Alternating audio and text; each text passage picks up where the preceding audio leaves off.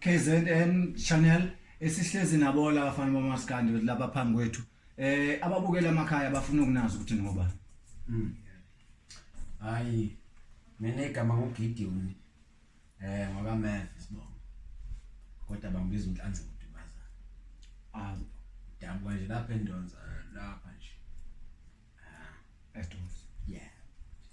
Odonza nawe ndoda. Yeah, size kimi.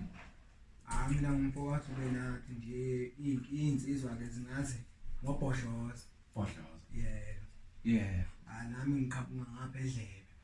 Yeah. Lapha ke sijwayele ukuthi sibe nabo ke omaskandi abasishayela abasidonzela intambo lapha. KZN channel. Yeah. Namhlanje siphethe nina ke. Umuntu bashaya ingoma yabo ke babashiye ke bejabula abalandeli babo. Yiso sisayiphi ingoma nina namuhla. Ngike ngezwe kuthiwa niyashaya lapho no Khuzani. Konke into engidibanisa no Khuzani sizoza kodwa lapho. Yiphi ingoma nisiphathele yona namuhla? Awu wena baba ngithanda ukuthi sifishane.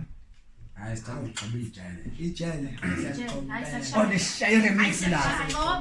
Nishaye remix ngoba phela mina ngilazi kulo muntu okuthiwa nazana naye ukuthiwa uKhuzani angazi ukuthi yini ke nidibanisa kodwa siseza lapho masiveke ke singene kuyo intambo le abalaleli ekhaya babuke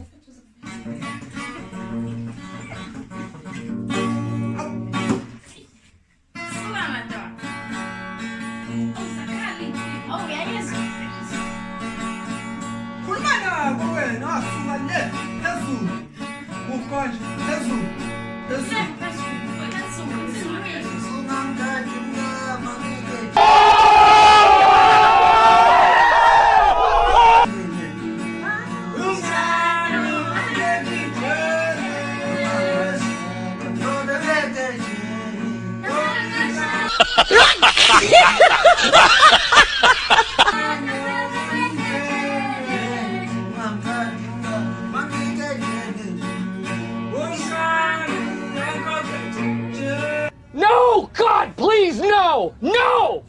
No!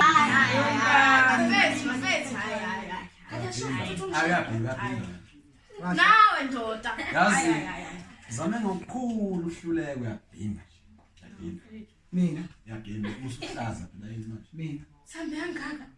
mfowethu ngoba Nayo nomajisi. Okay silungise lapho ngokwamthetho kwa TV ngomthetho kwa TV kufanele bezenize ke nilungiselele ngiyabona ukuthi TV kancane asiqhubeke nomuntu. Umshado. Ijele.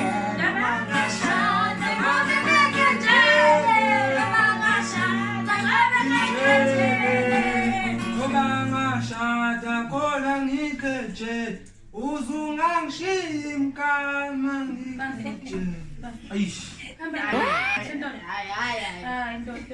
ngicabanga ukuthi nishayile yiyo leyo ke